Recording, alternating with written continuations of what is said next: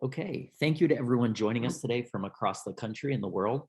I'm Michael Higgs here at Conscious Capitalism, and we appreciate you taking time to learn and grow in community with us today.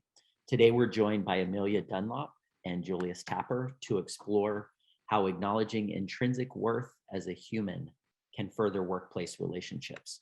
As many of you know, Conscious Capitalism is a philosophy that emphasizes the human nature of capitalism and business. It's a movement of business leaders around the world working to change the practice and perception of capitalism to elevate humanity. And Conscious Capitalism, Inc. is a nonprofit organization dedicated to catalyzing that movement.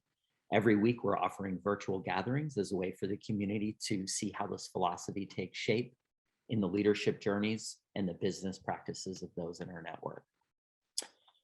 Today's gathering will run for about 45 minutes. Amelia Dunlop and Julius Tapper will be in conversation for about 25 to 30 minutes, and then we'll transition to audience questions during the last 10 to 15 minutes of our session. Please type your questions into the Q&A box at the bottom of your screen.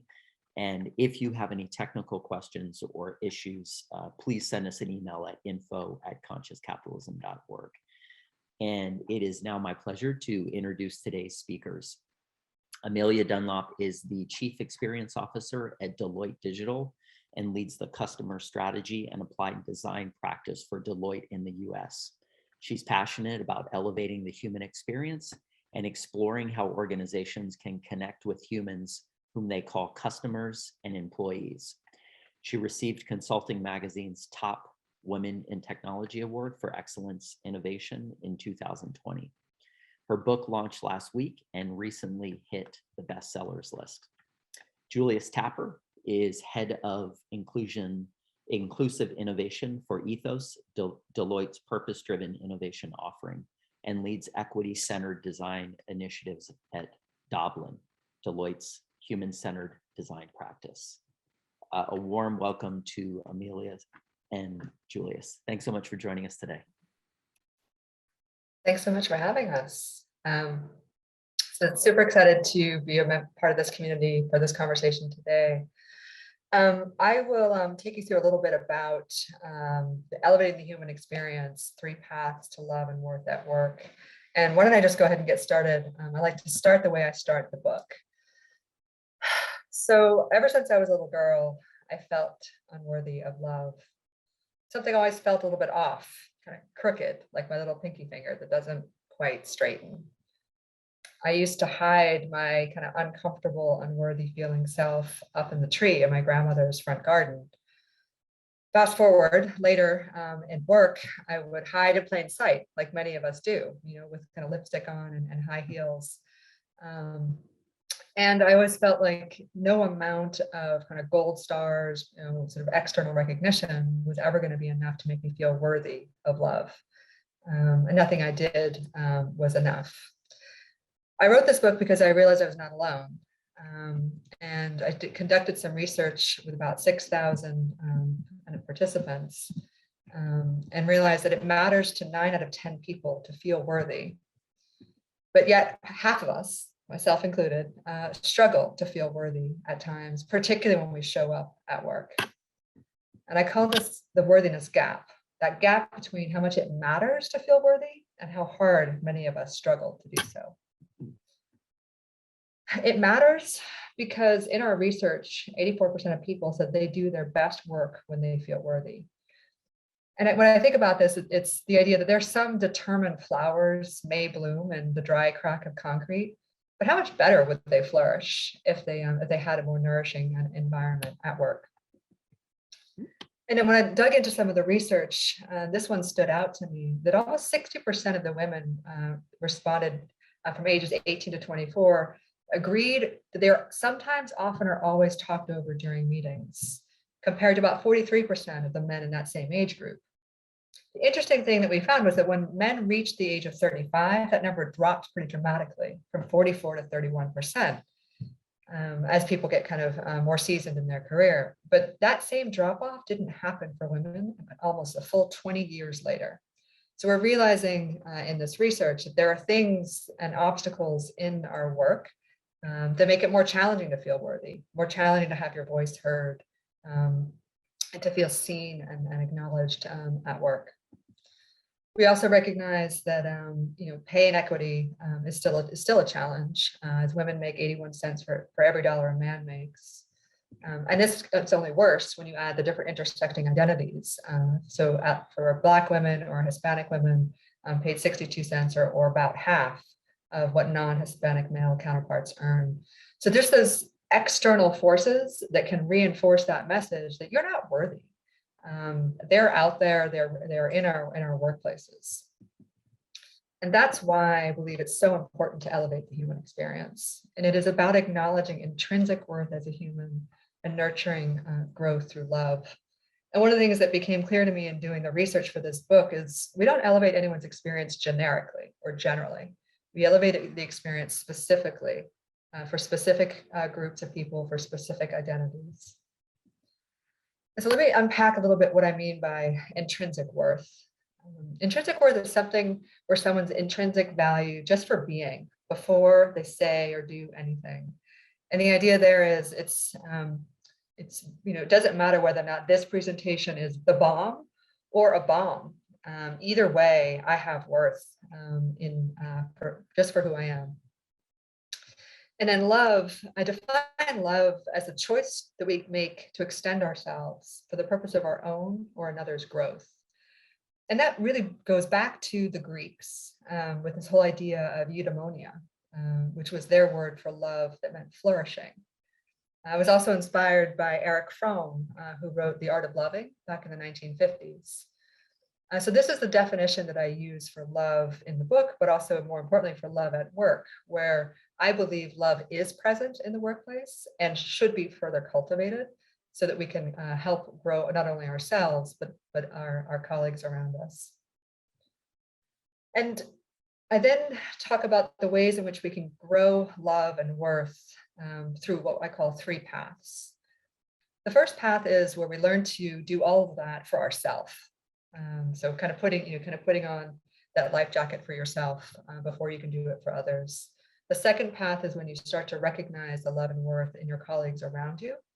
And that third path is where we do the hard work of building out communities where particularly people who have felt less seen or potentially historically marginalized can feel like they can show up with their authentic selves. So I'll take us through the 3. So the first path, I like to start with this quote from the Buddha, where you yourself, as much as anybody in the entire universe, deserve your love and affection.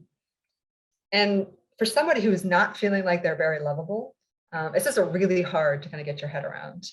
And that's why I think it's important to start with. And I'll tell you, there was a moment where I was particularly challenged. I just received some really hard feedback in the workplace. And I was not feeling particularly lovable or particularly worthy. And I remember having a conversation with a good friend of mine who's also a personal coach. And she said to me, Amelia, if you're going to continue to grow professionally, you're going to need to figure out what it means to grow in vulnerability. I mean, and given that I was already feeling a bit hurt, I was like, well, that can't be true. Like, I can't be more vulnerable. I was trying, I sort of pushed back on her. And she persisted. She said that you're going to need to learn how to grow with both your head and your heart. And she challenged me to write down the 30 reasons why I am lovable. And again, like the logical part of me thought, this is impossible. I can't do this. Or, can I get my daughter to kind of write it for me? And she persisted and eventually kind of got me to write down those 30 reasons why I am lovable. And my list of 30 starts with, I am lovable because I have a warm smile. So I'd like to invite you at this point to, a little bit more interactive and kind of offer it to be kind of your turn. So I would ask whether it's in the chat, which I think is enabled, or if it's in the Q&A, or if you just would prefer to kind of think about it personally. Kind of, what is one reason why you love yourself? And we'll see. I'll go to the chat and see if that's on. Michael, are people able to access the chat? Yes. Oh, I see one has come in. Thank you. That's a lovely one. So you are lovable because you love your family deeply. Thank you for sharing. Yes, I'm generous. I see the best in others. I love the difference I'm making in people's lives. I know how to laugh. That's a great one.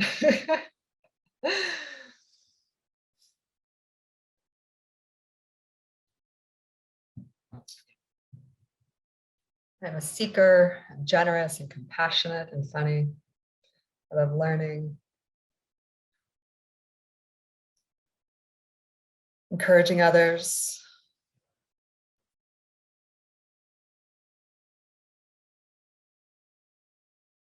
That's a great one. Because I'm beautifully unique, there's no one else on the planet like me. That is a very good one.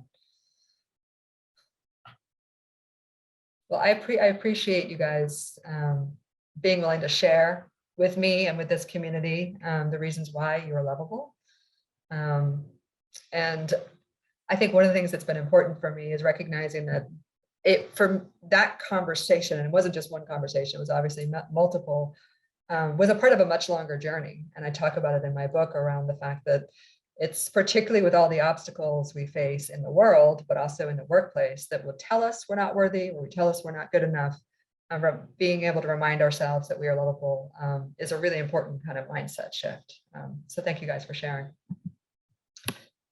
Okay, I will keep us going and talk a little bit about the second path. So I'd like to begin the second path with this quote from E.M. Forster, who says, "Only connect." And what I love about this is he doesn't say only connect with your closest personal relationships, or only connect when you can spend 3 hours with somebody deeply. It's just only connect. And I think particularly in this world where we're kind of connecting virtually in a hybrid environment, the importance and the imperative of connecting in a way that feels more authentic, that feels more human, is just a great reminder, because it's when we connect that we find meaning and purpose. And so one of the things that I realized in doing the work for this book is that there's a way in which there's a worthiness that we can receive that's external, that comes from, I visualize it with the gold stars, the kind of that others give to us. There's the worthiness that we acknowledge in ourselves across, in my mind, this x-axis, which is the intrinsic worth I'd just been speaking about, where we can see ourselves as worthy. And then there's this beautiful upper right quadrant where another sees us and our worth, kind of mirrors that back to us. And so I refer to that as mirrored worth. When another person perceives in us a worth that is as high or higher than how we perceive our own worth. And for me, this really is that place of flourishing, which I mentioned earlier, that eudaimonia. And when I think about this, I think there's a number of different ways in which we can love another with this mirrored worth, and I'll take you through them. The first is as a friend, right? Our friends at work are the ones who just listen to us, and I think of them as sort of they are with us in our being. And the example I give there is, our friends at work are the ones who really don't care what feedback you got that day from your superior. They really don't care whether or not you kind of nailed that particular sales pitch or that particular product launch. They just want to be with you. And these are our friends, and they're so important to our sense of worth at work. And then we all have, hopefully, mentors, the ones who just drop the pearls of wisdom on us, right? They may not spend a lot of time, but they have the ability to offer a tip, a trick, a skill, a particular wise word that does make a difference in our day. And I used to think that being a friend or being a mentor was enough, until I realized that there's 2 other categories of allyship. And so that third category is what it means to be a sponsor. And the sponsors, if the friend is there in our being, the mentor is there with words, like the sponsor is the one who is there with their actions. They're often the ones who are using their power, whether it's personal power or positional power, on our behalf. They're throwing our hat in the ring before we thought we could. They are advocating for us when we're not in the room. They're removing obstacles. So sponsors are really, really powerful in our lives as allies. But then this fourth category, I realized I call it the benefactor. And the benefactor is a person who plays all three of these roles at some points, but also bears witness to our lives and over a journey, right? So they're not just there for a point in time, but they have the opportunity and the ability to kind of bear witness to our growth and love us on our journey. And I've come to realize that I think we can all be good leaders if we're friends and we're mentors to the people around us and serving as an ally. But I don't think we can be great leaders unless we're actively sponsoring people around us, mirroring back their worth, and then going on a journey over a longer period of time as benefactors to the people that we come across at work. So time for another question. This time we're going to do it as a poll, so hopefully folks have access to that. But what I wanted to ask you is, to what extent do you feel that you have an active sponsor in your current role? And I think Michael's going to go ahead and put the poll up on the screen. There we go.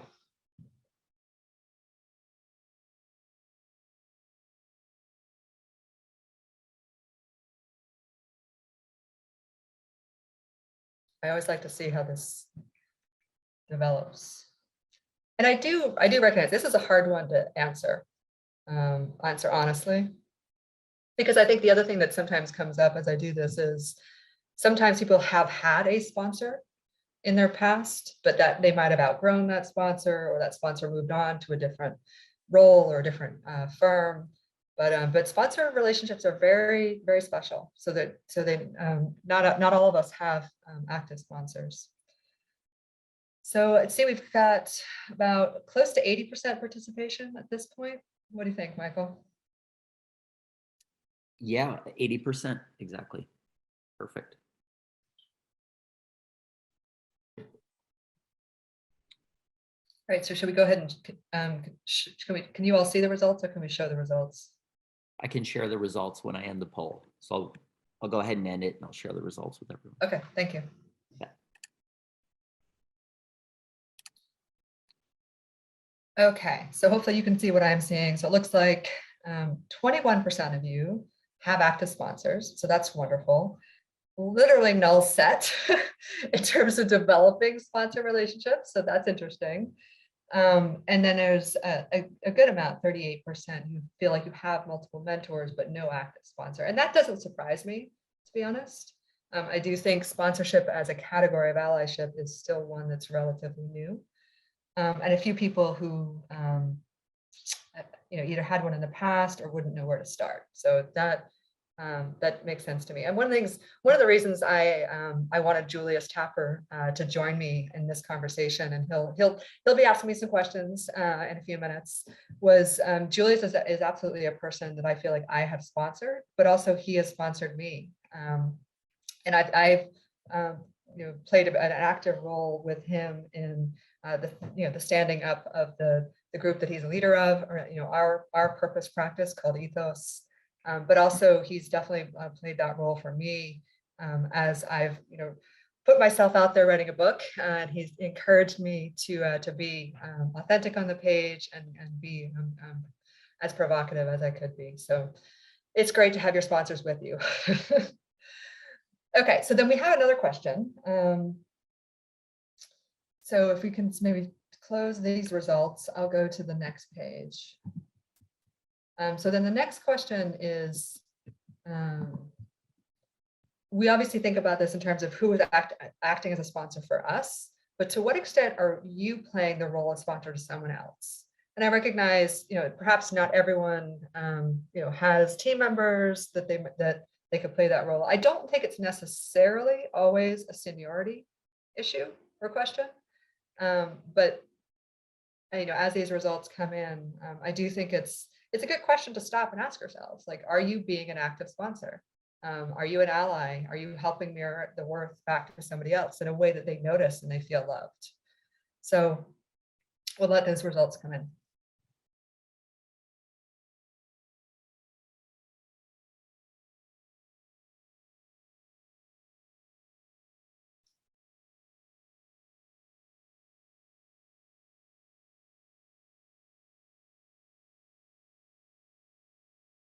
I think I see a trend. So Michael, why don't we go ahead and share the results? So this is just with 75% reporting of the precincts. But it does seem like this is a community, which probably doesn't surprise me, that is actively sponsoring multiple people in your network. So that's wonderful to see. And then obviously some who are currently mentors to multiple people, but not yet sponsors, or they would like to be. So that's wonderful to see. Okay, so why don't we stop sharing that? And I will move us on, just mindful of the time. Okay, so the third path is, what does it mean, not just in a one-on-one relationship, but in a broader community of work? And here I'm talking specifically about work, not all the communities that we participate in our lives. But what I wanted to do is share this, which we affectionately call the flower. It's actually the equitable experience framework. And it's something that the team that Julius and I are a part of came up with in this past sort of 18 months, really to understand what it means to see whole populations of people. And this is some work that we did as we were trying to look more closely at the lived experience of our junior Black practitioners in our own place of work. And what we realized through the ethnographic interviews that we did, that all of these, what we call petals, were so important. And foundationally at the center was what it means to be seen, and kind of what their lived experiences are and how they might be different from others every day. What it means to be valued with the pay equity that we talked about earlier, and then kind of just going around clockwise, that when people start their work, what does it mean to feel like they're oriented and guided, welcomed, connected? And all of these things are with intention, that in some cases can happen haphazardly. They can happen because you happen to sit next to somebody who's wonderful, or you happen to have a boss who's wonderful. What we were trying to do with this is to make it more intentional and more consistent in the experience. And Julius, I wondered if you could maybe say a word now here about why this particular framework and the work we did here was meaningful. Yeah, absolutely. And this is one of my favorite pieces of work. And we, as Amelia said, affectionately call it the flower framework, kind of on purpose. And you'll notice a theme in Amelia's book and in, I think, our shared kind of view of the world. The goal really is flourishing. It's what does it look like to create the nourishing conditions for thriving, for flourishing, to have that flower grow to its greatest ability.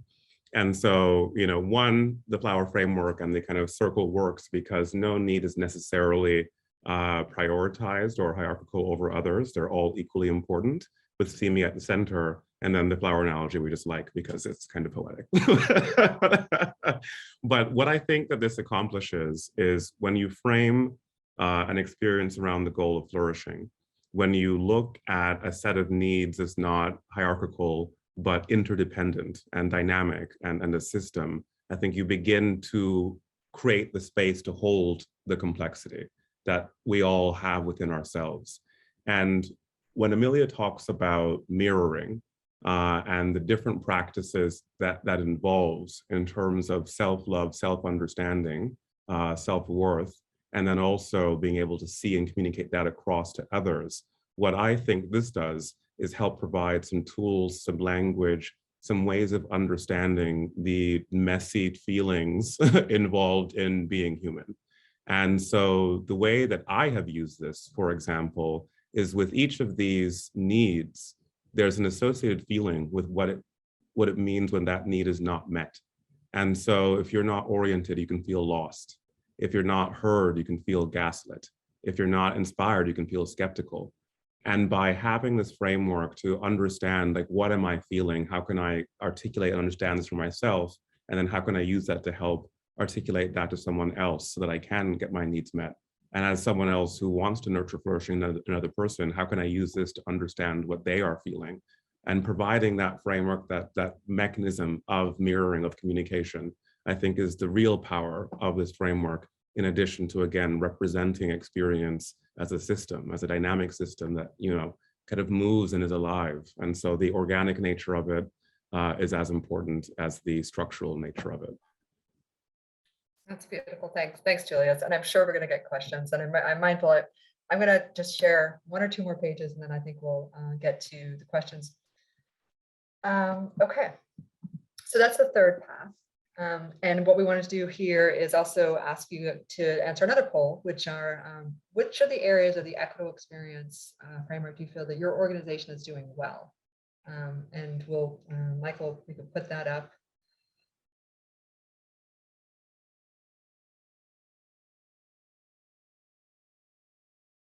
And I think you do have the option to answer multiple choices here. And I recognize you might need to think about a particular population, because it can be that this can be obviously felt differently for different populations.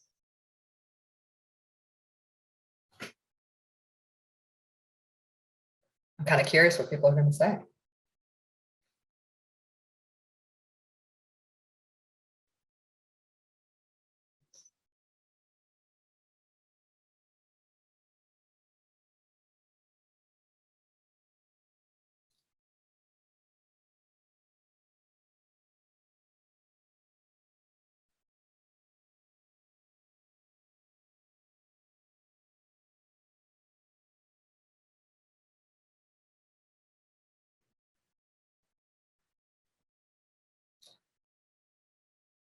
So it's been about a minute. Michael, why don't we go ahead and share the results?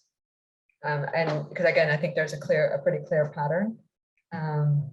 So if you can kind of see what I see now too, which is it seems like there's some kind of consistency across, which is interesting. I wish we had more time to like unpack that, kind of what people were thinking, and which audiences that you were thinking about. But that there was kind of more consistency across that I'm, Michael, what I might do is I might skip the next poll question, just in mindful of the time, and so we can kind of get to the Q&A. So why don't we go ahead and stop sharing, and I'll keep us moving. And what I wanted to do is just to kind of wrap up by sharing two more thoughts. One is just this perspective that I've been developing around the idea that leaning in is, and we have often been invited to lean into the system. And I actually believe that leaning in can imply that the problem is with the people for whom the system is not optimized, whether you're Black, brown, women, and members of the LGBTQ community. So what I encourage us to do is not just to lean into the system, but actually to use our intention and our design, our tools to redesign the system. And that's obviously a lot about what I've been talking about today and what conscious capitalism is about. And then my final thought is one of my favorite quotes from my dear friend, Julius Tapper, who is with us today. And this is my note of optimism. So if a poor Black disabled LGBTQ woman with no professional network can thrive and feel worthy and loved at work, then the rest of us are probably going to be just fine. And so I love that note of optimism, and I'll leave you with that.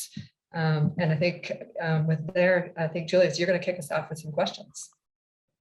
Yes, and I'd love all the questions coming into the chat and the Q&A, and we will definitely get to them. But before we get into some of those, I want to kind of start at the beginning of this book at least. And so it's often said that artists or writers, create because they must, because they have to. It is an urgent need that can't be ignored, that must express itself in the work. And so I'm wondering for you, what was the need? Why did you have to write this book? What's the story for you? First of all, I love this question. First of all, because I like this idea. I don't think of myself as an artist, but I do. Somewhere I heard this idea that artists and innovators are alike in that they sit on the fringe of whatever it is they do, whether it's their workplace, whether society, that there's an affinity, let's say, between artists and innovators. So I do feel that. And you're absolutely right. I wrote this book because I needed it. I needed to go on the journey. I needed to do the hard work of figuring out what it meant to feel like I was worthy of love at work. And then I needed to figure out, well, if I believe that about myself, how could I be much more intentional in my practice, and sort of demonstrating that love to others in the workplace.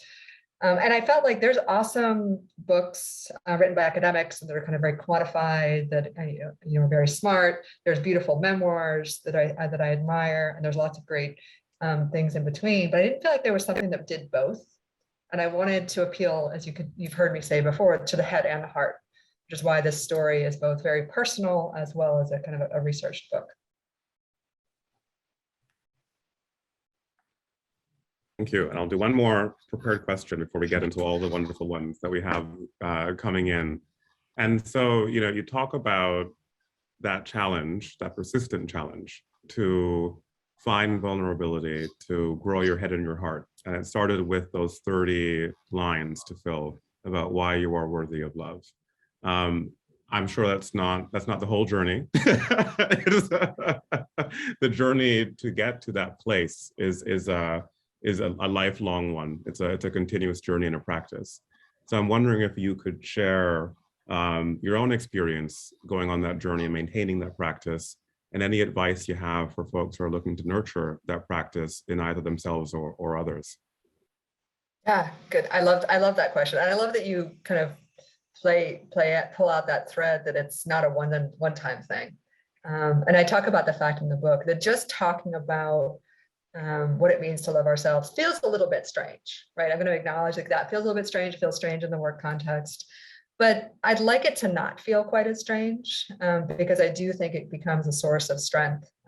This kind of self-love. So I think the things that I try to do are I try to be very careful what I give my energy to, because there's a lot of things that I can pay attention to or give my energy to that will make me not feel very loved. I try to be conscious of my boundaries. One of the ones that I'm very fond of is sleep. That sleep is a really important boundary for me in terms of my kind of feeling loved. And then another one that I talk about in the book too is just surrounding ourselves with the people who love and nourish us. It's just a beautiful visual metaphor of a tapestry that we kind of consciously weave of the people who we want to kind of hold close, that make us feel loved. So I feel like those are some of the things that are in my practice. I mean, another one that I'm very fond of is, retraining the inner critic. So that voice that's in my head that is familiar and feels like it's always true, just because I recognize the sound of its voice. I actually try to, particularly when that voice is saying things to me that are not kind, that I would never say out loud to anyone else, I try to consciously say what the opposite would be, and to consciously live as though the opposite could also possibly be true, as opposed to just accepting the kind of the criticism that I offer myself. Wow. Thank you. I'm going to hand it over to Michael to take us through the Q&A. Where do you want to go? Gosh, Amelia, just a personal request. I would love a workshop on addressing the inner critic. Yeah, we probably all could. Yeah.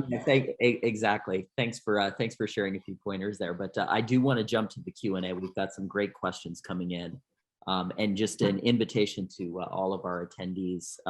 Please use the Q&A feature. We've got about 8 minutes left. And I'm going to jump right in with the first question from Eric Moss. And he asks Amelia, of you and Julius, what metrics would you recommend to monitor, assess, and improve the human experience in an organization?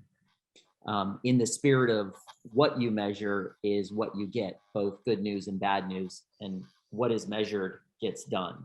So let me go back to the question there, but what metrics would you recommend to monitor, assess, and improve the human experience in an organization? Yeah. So first of all, thank you, Eric, for your questions and your engagement and your enthusiasm. I can't see you, but I can feel your enthusiasm. So what I would say, I'd be curious, Julius, what you would add.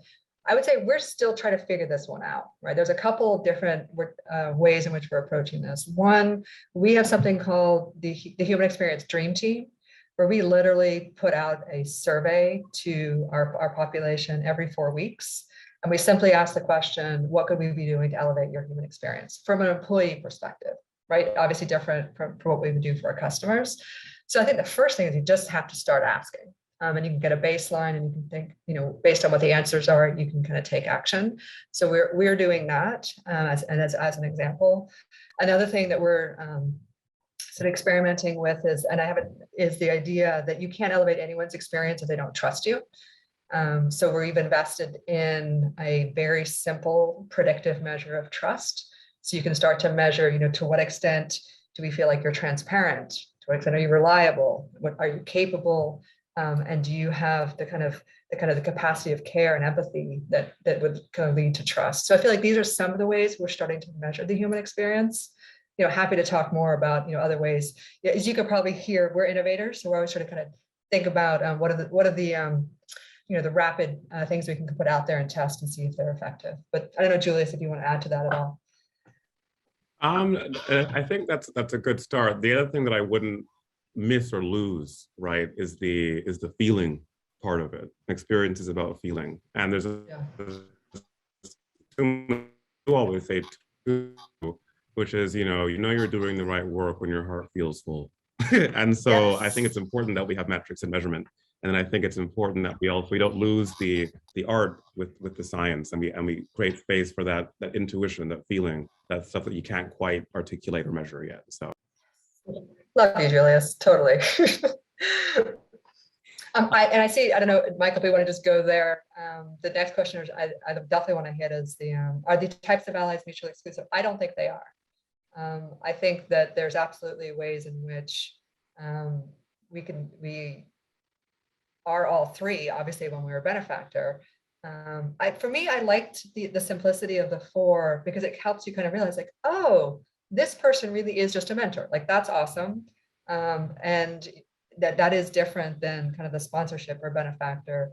But I don't necessarily think there's hard lines between them. Would you let's jump to Anna's question, because we've had 2 questions sort of about the flower model.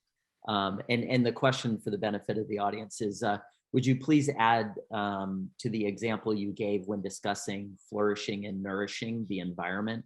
She says, I'm interested in additional examples of the opposite side of the petals. For example, inspired, skeptical, heard, lost. Oh, right. So I think, Julius, that was with you, the sort of what people feel when they're not feeling that. Do you want to go talk about that? Absolutely. So I can do a quick round robin of the flower.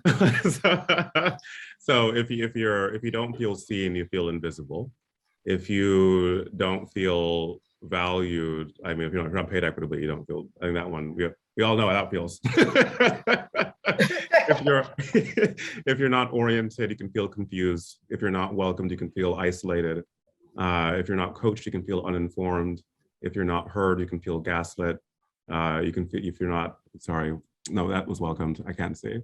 You can feel lonely, and if you're not inspired, you feel skeptical. But I think importantly, those are just like individual example emotions that correlate to a need, not necessarily the specific ones all the time. But what we heard a lot is that, a feeling of exhaustion. And so when multiple needs aren't met, that feeling of exhaustion really begins to set in.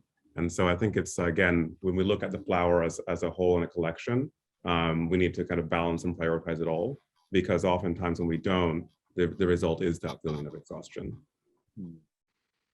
Thank you, Julius. I think we have time for maybe one more question. And this. What about I like the one from Chris Link. Yes.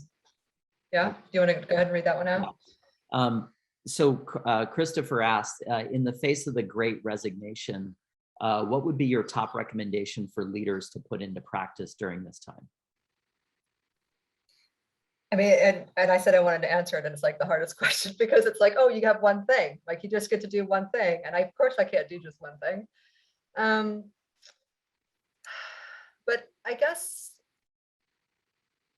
maybe the highest level, I would invite other leaders just to start being more thoughtful and more intentional about this topic, right? So one of the things I think about a lot is, there's a lot out there right now about burnout, about the lack of purpose, lack of inclusion and diversity, lack of well-being. And I feel like these are each sort of discrete disciplines that as leaders we're being asked to spend time and be thoughtful about, where from my perspective, they are all just manifestations of the fundamental human need to feel loved and worthy at work, to have your worth mirrored back. So I guess I would say to Christopher and other leaders out there, just really start putting some of these things into practice, to demonstrating the kind of the worthiness of the team, actively thinking about what you could do to close any potential worthiness gap that they might have, and trying to put into practice this idea of mirroring worth. Thank you. I do want to be respectful to both of your times. I know we have about a minute left. Amelia, I wanted to give you an opportunity. You have some information about learning more on your slide here. If there's anything to call out for the benefit of the Sure. Yeah. So the book is Elevating the Human Experience. You can order a copy on Amazon or anywhere you buy books. I do have my own website, ameliadunlop.com, and also you can kind of check out the book website. So, but thank you guys so much for having me. I always enjoy at any point talking about this topic, and I appreciate it. Thank you so much, Julius and Amelia. For our attendees, again, a thank you to you for joining us today. We have put a short chat, in the chat box, we've added a short survey link. If you'd like to just take a moment to answer the one single question. And if you're interested in learning more about conscious capitalism, you can visit us on the web at consciouscapitalism.org for more information about our movement. And we hope to see you at our next virtual gathering in November with Simon Manwaring. Thank you again both so much. What a fantastic discussion and conversation. For our attendees, we will be releasing this recording, so please check it out on our YouTube channel. And again, Amelia, Julius, wishing you a fantastic rest of your day.